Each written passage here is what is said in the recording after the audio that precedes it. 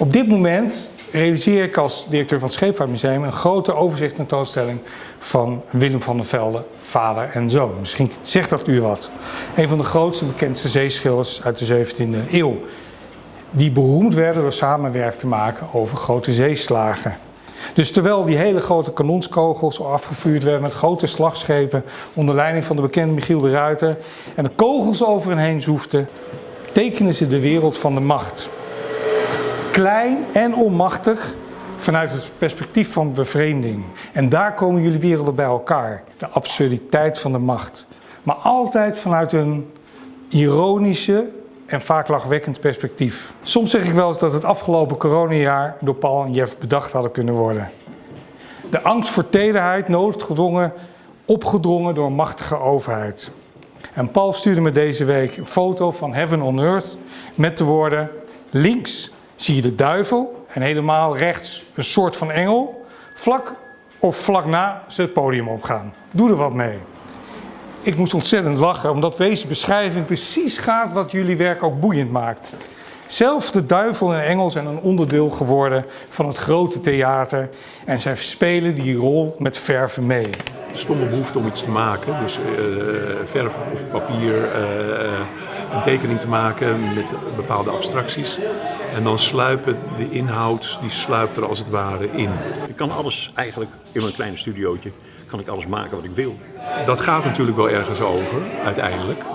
Maar het begint vaak met een beeld. Eerlijk gezegd probeer ik mezelf daarmee te verrassen. Dat ik denk van iets wat niet kan, gaan we toch doen of zo. Dat is leuk. Een groot deel van mijn leven heb ik belangstelling gehad voor animatie. Op een gegeven moment kwam er software beschikbaar die ook voor thuis, zeg maar, die betaalbaar was en waar je thuis dingen mee kon maken die behoorlijk begonnen te lijken op de meer geavanceerde dingen die dus in Amerika werden gemaakt. En het is fantastisch dat je gewoon, zeg maar, in principe op de keukentafel in een hele kleine ruimte met de kat die naast je zit, film kunt maken. Wat je precies probeert over te brengen, dat is een hele gerichte vraag. En dat is ook een vraag waar je niet te veel over na moet denken als je met het werk bezig bent. Want op het moment dat je daar te bewust van wordt, dan ben je een invuloefening aan het toepassen. En dat leidt meestal tot geen spannende beelden.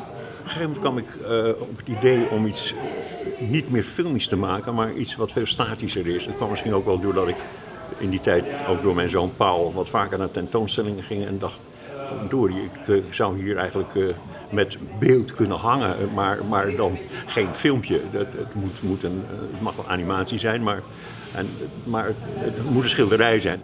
Je oog trekt daar naartoe en je blijft langer kijken daarnaar dan naar gewoon schilderij wat aan de muur hangt. En dat vond ik buitengewoon aantrekkelijk. In dit geval, ik heb me heel duidelijk gekozen voor een zwart-wit aanpak. Dus alleen maar gebaseerd op het tekenen eigenlijk. En dan alle soorten materiaal en alles wat er mogelijk is binnen de illusionaire kant, zeg maar. Het eigenlijk best wel traditioneel.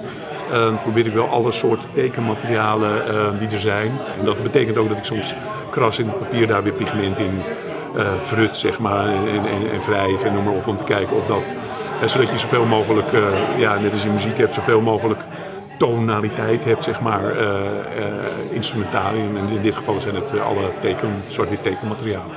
In beider werk zit hetzelfde soort vervreemding en het is een soort toneel van de wereld, absurdisme, maar dan met een heel mooie ironische toets. Dus ik vind het echt fantastisch werk. Ik ben er echt helemaal kapot van. Ja.